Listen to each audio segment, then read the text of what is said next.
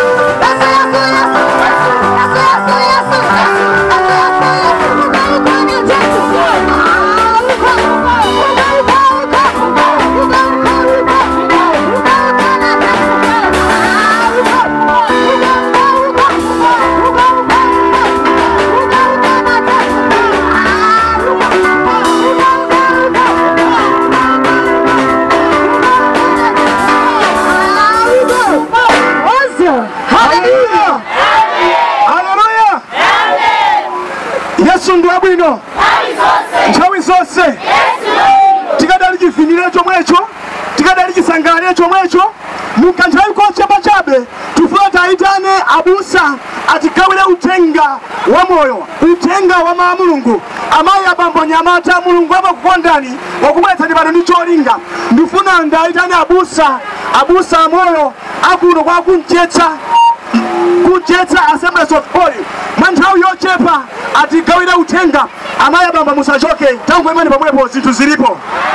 Yesu ndi wabwino nthawi zonse. Haleluya. Apyale mekezeke chifukwa cha nthawi ya mtengo wapatali. Ndifuna ndikuthokozeni nonse chifukwa chokhala ndi moyo nemukhoza kumva mawu a Mulungu. Haleluya. Popeza amene amamva mawu a Mulungu ameneyo sadzakhala chabe koma adzakhala ndi moyo nthawi zonse. Chifukwa chake ndifuna ndikuthokozeni kwambiri afumu ngati muli pafupi komanso ngakhale akuluakulu a mudzi muno ngati mwabwera pano. Ambuye akudalitseni kwambiri. Nchosowa popeza mawu a Mulungu akuveka malo osiyanasiyana koma anthu sakulabadira. Haleluya. Ngeni popezeka pano mchisomo tangotenga mbali Yesu Kristu akulirira mabala solowezimba mabanga zinazo kamene kumonitsa galini wa muli pa chisangalalo okondeka tufandi kuseni mudzayankha mnanu ngati simulapa. Haleluya. Ndangati lero amene afuna moyo, ndangati lero amene afuna mdalitso. Kuli mdalitso dziko lapansi lero ndi malire, koma mdalitso kumwamba kumene ndi wamuyaya mudzakhala wamtendere nthawi zonse. Haleluya. Ndangati amene afuna moyo lero. Haleluya. Mbuto buli nonse ambiri tili mavuto osiyanasiyana. Popeza umene Yesu Kristu adzaona mwayi. Haleluya. Haleluya. Ndikupatani mwayi mukhale ndi chiganizo. Tangu akwezani dzanja pamwamba kutakuze dzanja kumwamba. Amene mufuna mwa Yesu Kristu. Somo kwambiri anthu ndinu amtengo wapatali, ndinu odula inu. Yesu Kristu anakugulani ndi mwazi wake odula. Nde mwazi wa Kristu kulupire pachabe zimene zokondeka zikakutengerani inu yokuchonongeko. Somo kwambiri fanya manja amene mwakwesa. Inu lero tene machimwanu onse amene mwakhala mukuchita lero ngati mudala ndi Yesu Kristu zonse zija zakhululuka mwayambanso moyo watsopano. Tamulawani Yesu Kristu amene muone kukoma kwake. Haleluya. Ndiye ndimafuna ndipemphere nanu kuti inuyo mwasankha mdalitso komanso mwasankha moyo. Haleluya.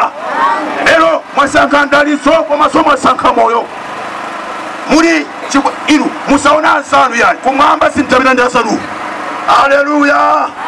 Takwezani manja ina mwakalanu takwezani manja sizone amri ukachita manyansi kumwamba sikutachita manyansi. Yesu kumwambia fanya manja.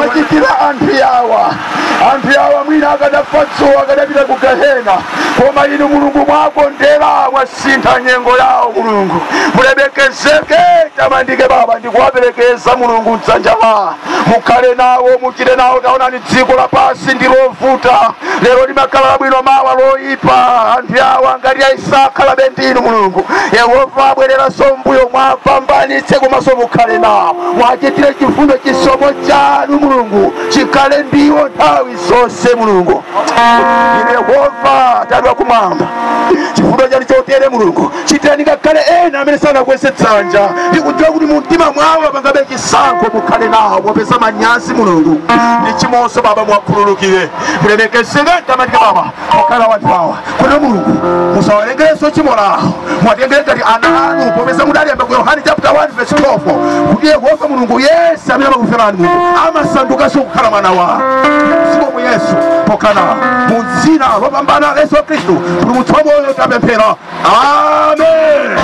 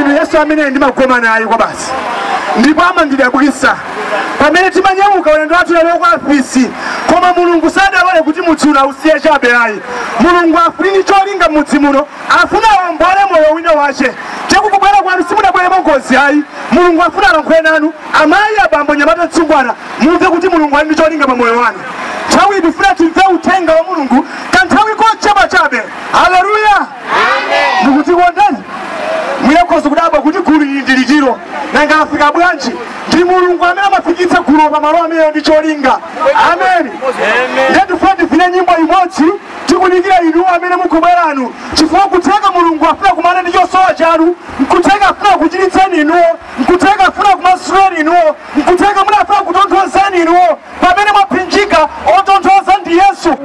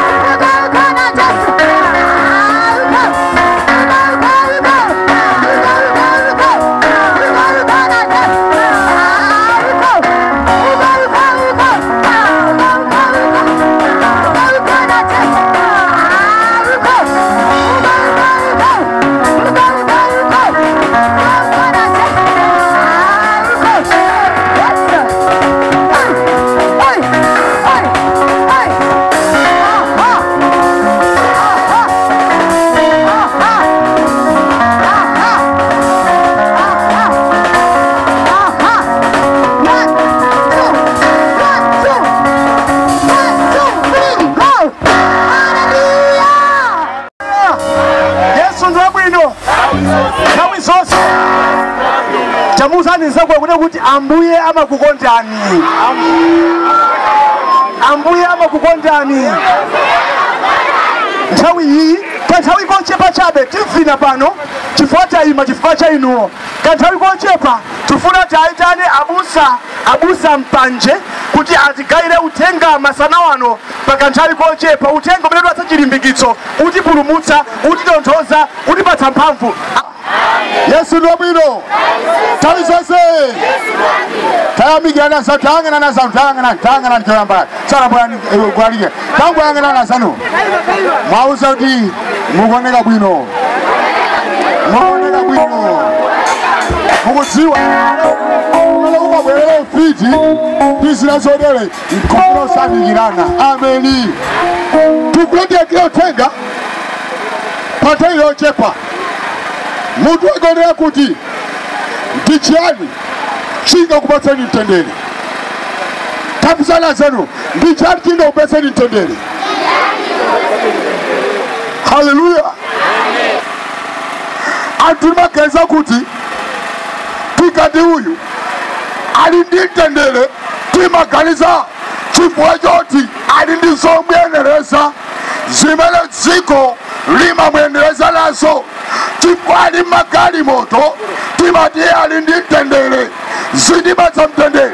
Tikwali ndi ngolo yobulu amati hayi zidipatsa mtendere. Wena manena kuti chabwino pakuti ndibe mtendere koma ndikatenge mitala nkakwateka mkazi kena kakandipatsa mtendere bodza. Amen. Ena amene kuti koma ineyo mina makezo ndikakwateka kangenge kashula katsuna ndikala ndi mtendere bodza. Haleluya. Haleluya.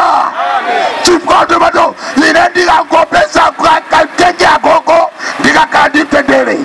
Kapena ine ndikangokanda kula ine njinga ya moto liko ndikala ndi mtendere. Ndikakula ine lole ndikala ndi mtendere. Koma zonsezo abale sizingakupatsa ndi mtendere. Haleluya. Masanaro tachepa tufuna tukuze titalizane amenanga upatsa ndi mtendere weniweni. Dziko lapasi ndilo nyenga. Haleluya. Wina adaimba akunena kuti dziloli mandiveka mphete koma lero lino mukundikana muli sindine saizi yanu sindine taipi yanu. Dziko lapasi lonyenga. Haleluya. Mtendere dziko lapasi wonyenga. Haleluya. Tadetsa kulema Mulungu ndiwona kanthawi chepa. Yohane 14 verse 27. Patso ya mtendere. Mtendere ndikusiyani inu. Mtendere wanga ndikupatsani ine. Sindikupatsani inu monga dziko lapasi lipatsa. Timoti mtendere wanga ndikupatsani ine. Mtendere ndikupatseni ndi mtendere weniweni. Mtendere ndikupatseni simonga dziko lapasi lipatsa iyayi koma mtendere weniweni. Abale amayi abambosuka palibe wina amene angaupatseni mtendere koposaposa Ambuye Yesu. Ndi Yesu yekha amene amapereka mtendere wamumtima. Tapera ndaona wanthu ineyo ali china chilichonse koma amapezeka munthu angowonda saludwala ayi amadya bwino koma mtendere wa mumtima ukakhala nawo munthu amakanditsumira bwino amakhala wonenepa. Lezani kunenepa lusiku ndi anthu achipondera amadya bwino ayi koma ali ndi mtendere wamaganizo. Ameni. Haleluya.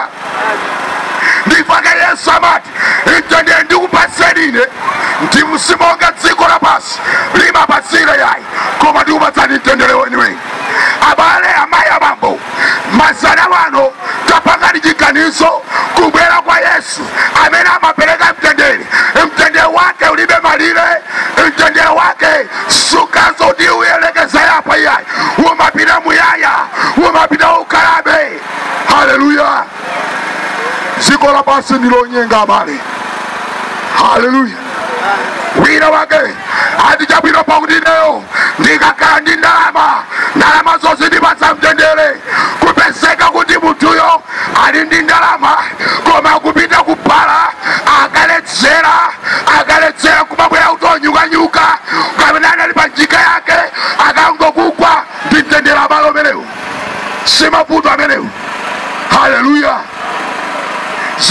pasi ndilonyenga mtendere wa dziko lapansi ndwakateye kuochepa koma mtendere umene Yesu akunena ndi wa nthawi wonka muyaya wotsekulira wachawaliko ija wonema olanda. Wow, chabwino ndimbile pamene popo wina keso ndona kunduza santhapo muzindi patsa 2 hours kana nawo hayi amen tatiye twesema njatu mwambe rufari pembele ndimafuna kunena mawu mutajja ndimutekera kuti ndimmalizira kuti ndibwachira zotani. Haleluya, amen. Mtendere tausalasa neba mzanga mtendere odziko lapansi ungonyenga ungwabotsa ukasolokolozani hayi hane swiri nofi kandani ndani botsa limeneyo sikino kutembenukira nokutawira nyumba. Haleluya, amen. Tadeni kwesema jatu mama tukwati pamene amabwesa mtendere napyeseka tatani kwesema jatu tukwati pemphere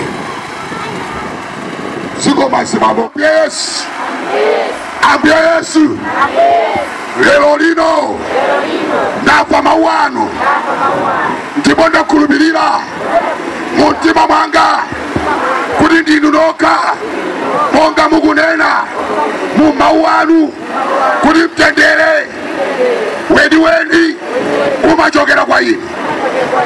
Ndakhulupirira zinthu zopanda chabe zosandipatsa mtendere koma inu Yesu ndinu weni. Masalano ndikusakula mtima wanga lowani mu mtima mwanga mukhale mbuye ndi mpulumutsi wa moyo wanga mu dzina la Yesu, amen.